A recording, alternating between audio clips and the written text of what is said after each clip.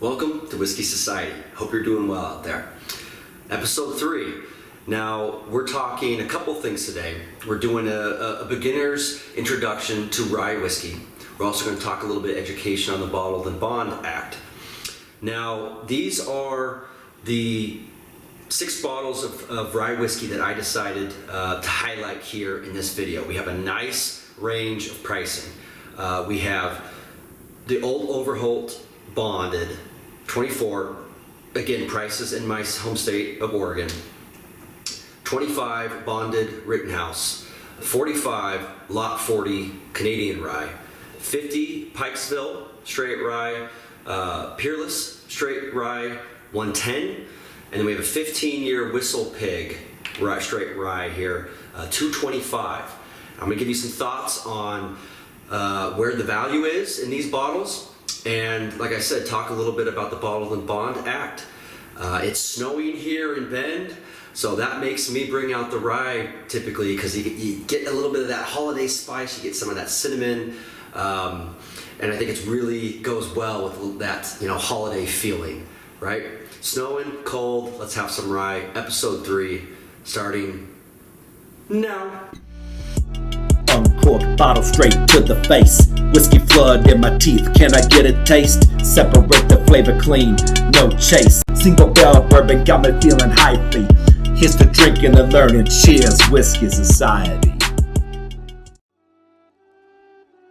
Okay, our introduction to rye whiskey, here we go. There's certainly other introductory ryes out there, absolutely. There's a lot of great ryes in that $20 to $50 range. There's certainly more that are expensive. These two as a good example. There's some in that $70 range. What comes to mind is E.H. Taylor, Colonel E.H. Taylor Straight Rye.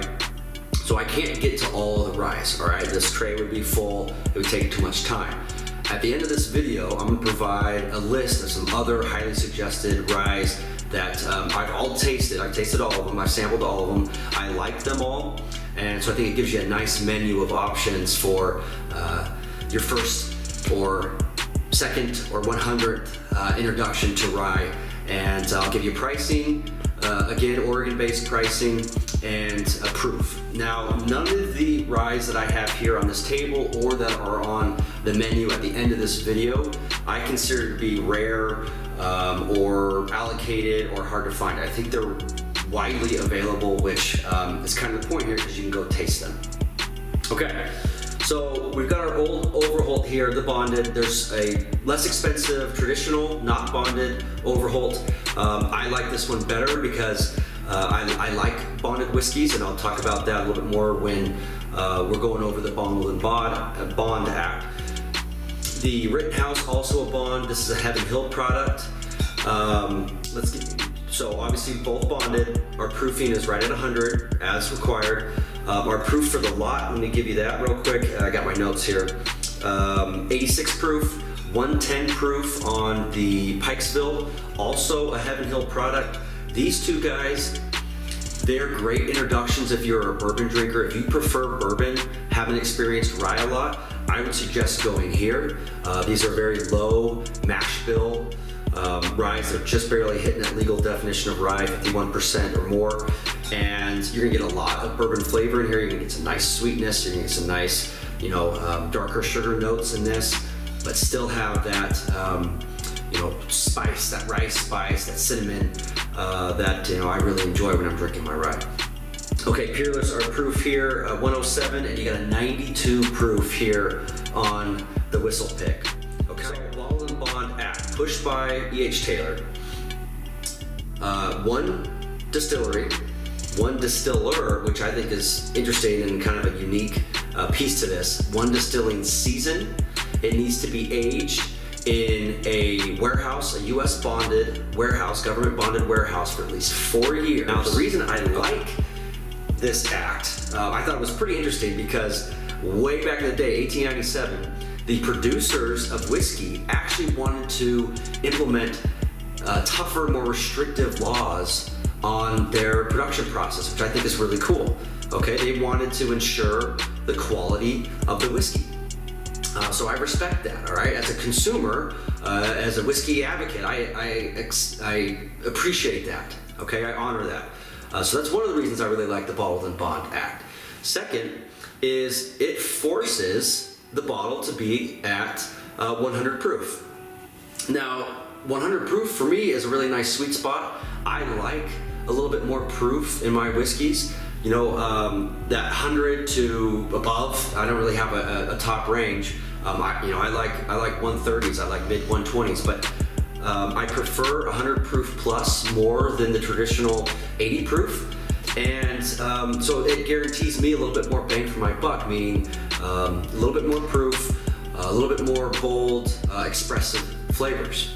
And so that's when I see a Bottled in Bond, you know, I typically at least give it a look and give it some research. Okay, so let's talk about value here. I think there's extreme value in our first two bonded bottles. Old Overholt bonded, Rittenhouse bonded. Both great. When you're talking $24, $25, I don't think there's any better value here. There's also lots of really nice, smooth, introductory type nose and taste notes in these two bottles. What I get here from the Old Overholt, it reminds me of that candy, that malted candy. I think they're called Whoppers, so it's a malted milk candy with a little bit of chocolate covering. There's a nice note like that here, like a malted, nutty, chocolatey note here within its cinnamon, pepper, rice spicing. So this is my top pick. I'll give you a quick taste on it here in a little bit. Fantastic here in Lot 40, 100% rye mash, like I said. Really unique, sweet pepper flavor here. Highly suggest it if the $45 to $50 range is in your budget. Absolutely worth a try. Now this bad boy, I like this. Again, Heaven Hill, very similar. I would imagine that these mash bills are very, very similar. This Pikesville is fantastic. If your budget is $50 and if you really like bourbon, here you go. This is your introduction to rye, bourbon drinker. Okay, this is a fantastic bottle. I love it. But I don't love it enough to double my price compared to the Rittenhouse. That's why my Rittenhouse is getting number one, okay? Now we're getting into the expensive boys. 110 Peerless Straight Rye, aged 3 years, the 15-year Straight Rye coming out of Vermont, Whistle Pig. These are both very good, okay? There's some nice earthiness to the 15 Whistle Pig. This is a little bit more classic rye, but deep, heavy, bold, delicious flavoring. And for a 3-year, really impressive, okay? That's not a lot of age and it's really impressive. I would highly, highly suggest this if you're trying to, show up a little bit. What I mean by that, if you're trying to impress a little bit, this is a great option, but it's at 110, okay? So you really have to be confident in it. I'd suggest tasting it first, and that has to obviously be in your budget. $225. Is it good? Certainly, it's very good.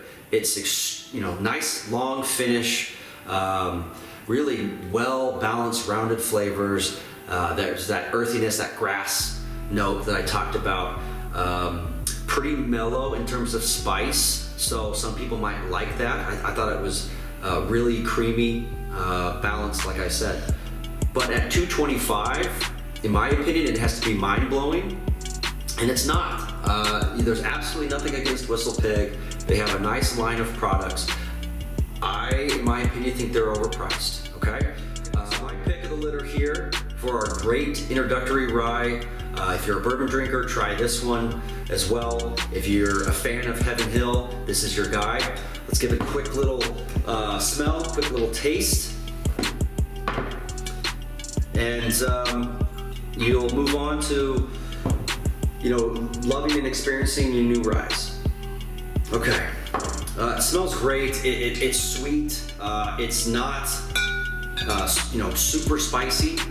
It has a really nice, sort of nutty creaminess to it. A little bit of pepper.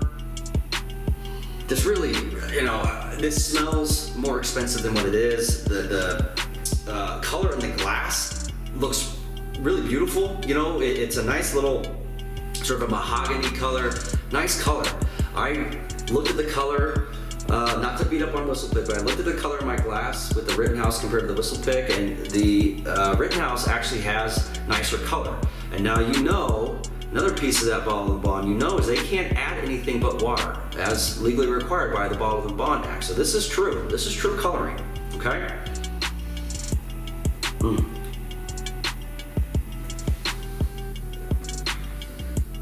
Got myself a little bit of heavy pour there. That's good. $25. You got nice little,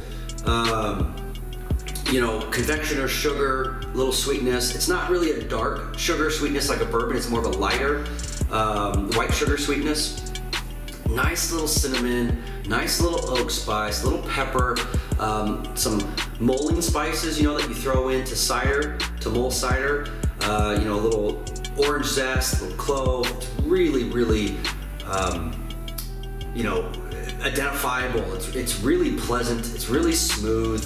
The finish is not necessarily long. Okay, $25. You can't expect a huge finish to chew on, but you've got a medium mouth feel, good nose, probably better taste in my opinion.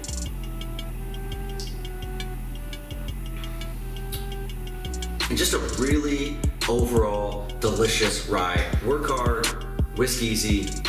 Cheers.